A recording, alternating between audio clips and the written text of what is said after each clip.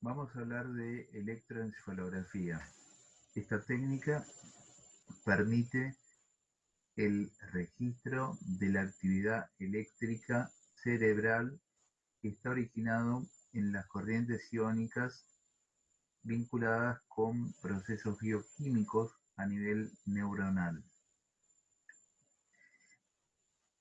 Es decir, la sumatoria de los potenciales de acción de las neuronas, especialmente de las células piramidales, van a originar vectores. Estos vectores, a su vez, campos eléctricos que son tridimensionales y que vamos a detectar mediante electrodos que están ubicados en el cuero cabelludo.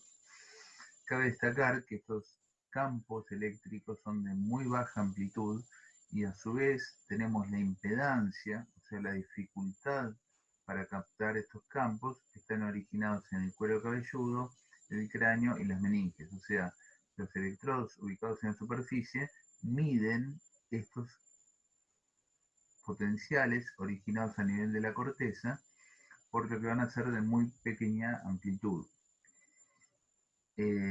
Imaginemos que una superficie de 6 centímetros cuadrados es necesaria para que se produzca un pequeño potencial de suficiente amplitud para que sea captado por un electrodo de la superficie, ¿sí? Aplicado en el cuero cabelludo. También pensemos cuando vemos estas fluctuaciones que están vinculadas con un juego entre la corteza y el tálamo. O sea, la interacción entre la corteza y el tálamo produce estas oscilaciones que vamos a ver como ondas. Para llevar a cabo el estudio se utilizan electrodos, que son estos cables con estas terminaciones, que se aplican en el cuero cabelludo con una pasta y en posiciones específicas. La diferencia de potencial entre dos electrodos se denomina derivación o canal. La combinación de los canales van a originar los montajes. Los electrodos son colocados en distintas posiciones en el cuero cabelludo para que nos permitan detectar la actividad del área cerebral subyacente. El montaje o montaje se denomina el conjunto de derivaciones de múltiples canales, o sea, la combinación, la forma en que ponemos los canales, esa combinación, ese conjunto de derivaciones se denomina montaje. Estos montajes pueden ser básicamente de dos tipos, bipolares o referenciales. Los bipolares son los que miden la diferencia de potencial entre dos electrodos.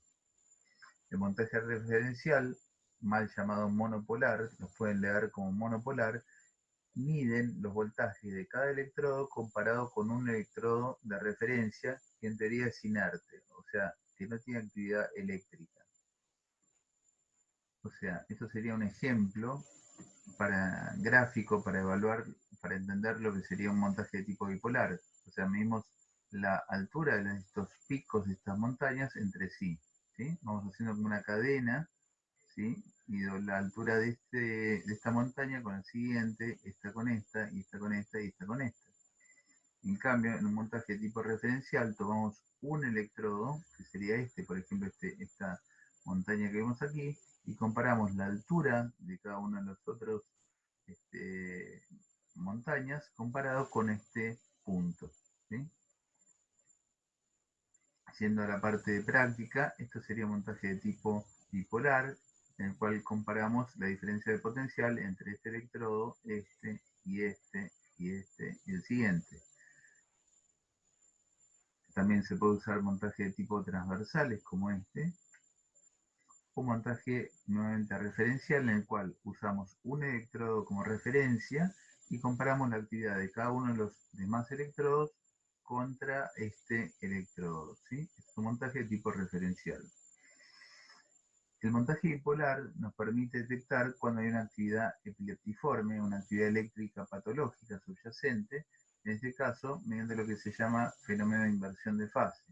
O sea, esta onda con una deflexión positiva y esta onda con una deflexión negativa nos está indicando que el electrodo en común, que es F7 en este caso, es el electrodo que está por encima del área cerebral que produce una actividad eléctrica anormal.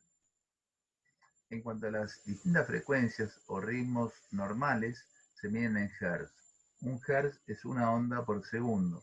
Así tenemos las distintas frecuencias que vamos a ver en un electroencefalograma. Estas pueden ser la frecuencia de una persona en vigilia con ojos cerrados. La actividad predominante es alfa, es de 8 a 12 ciclos por segundo o 8 a 12 Hz. Beta cuando es mayor a 12 Hz, teta cuando está entre 4 y 8 Hz y delta menos de 4 Hz. Ahora bien, ¿cuándo un electroencefalograma es anormal? Bueno, cuando tiene actividad epileptiforme, es decir, que se ven anomalías como las que se ven en los pacientes con epilepsia, o actividad no epileptiforme, esencialmente la lentificación, o sea, una actividad por debajo de las frecuencias alfa. Esta puede ser una identificación difusa, cuando todo el trazado está lento, por ejemplo una encefalopatía metabólica, o una actividad lenta focal, por ejemplo un paciente que tiene un tumor o una ACV en un área localizada.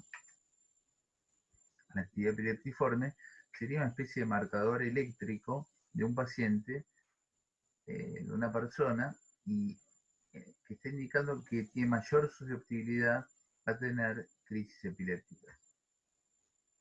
La actividad epileptiforme pueden ser espigas o puntas, en las cuales son ondas predominantemente negativas, es decir, que apuntan hacia arriba, tienen apunto hacia arriba, de 20 a 70 milisegundos de duración.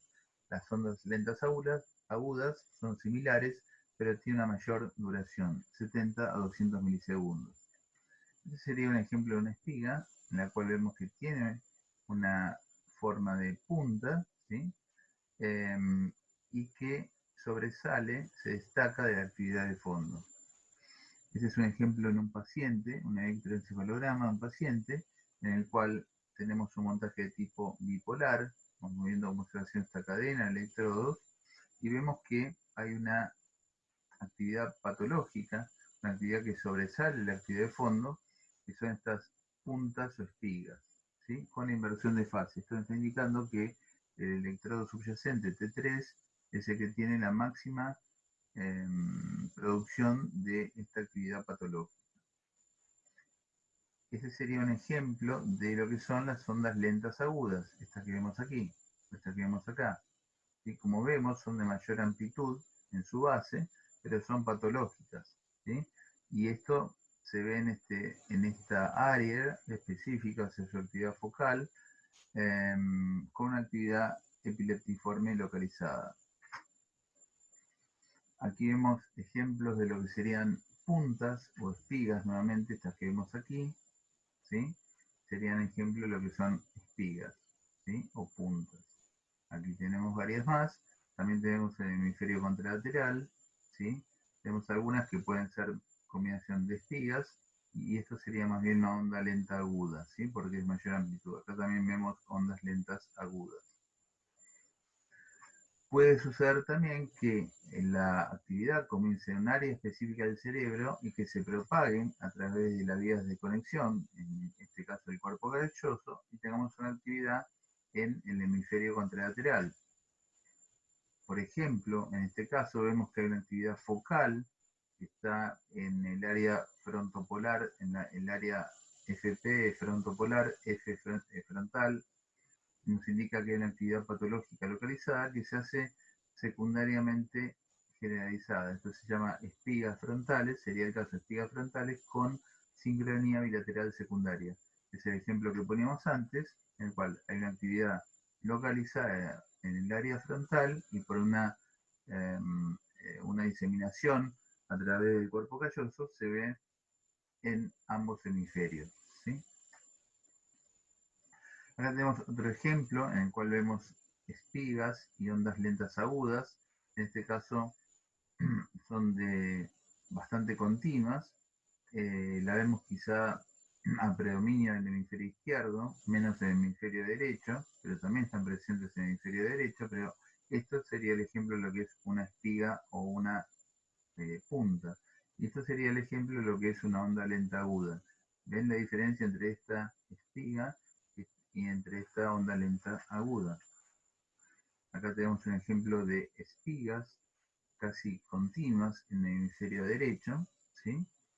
Vemos que está todo el trazado, está cubierto, digamos, se observan espigas en forma continua. Vemos la diferencia entre el hemisferio derecho y el hemisferio izquierdo. Existen algunas ondas lentas agudas también en el hemisferio izquierdo, pero mucho menos frecuente que en el lado derecho. Esto puede ser difusión, como decíamos antes, a través del cuerpo calloso u otras vías de conexión. En este caso, vemos que la actividad está generalizada. Esto es compatible con un estatus epiléptico o estado de mal eléctrico o estado epiléptico. Son distintos nombres que se da a esta entidad en la cual se ve una actividad epileptiforme continua.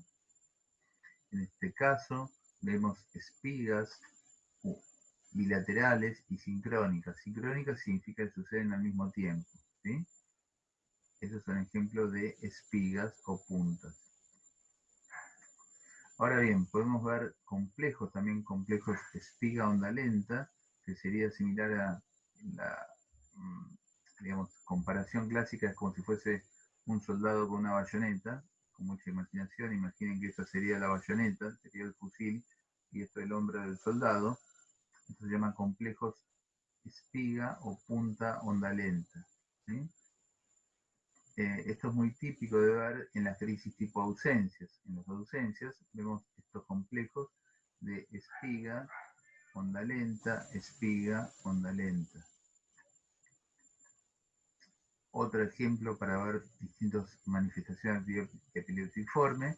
Aquí vemos una actividad de fondo normal y vemos que aparecen estas espigas y puntas, en este caso en forma periódica y en ambos hemisferios, tanto en el hemisferio izquierdo como en el hemisferio derecho. Los complejos poliespiga onda lenta se ven típicamente en la epilepsia mioclónica juvenil, en los cuales se ven varias espigas o varias puntas asociados a una onda lenta. Bueno, muchas gracias. Esto fue una revisión de lo que sería la electroencefalografía, que es un método complementario de mucha utilidad para evaluar la actividad cerebral, en especial en pacientes con epilepsia.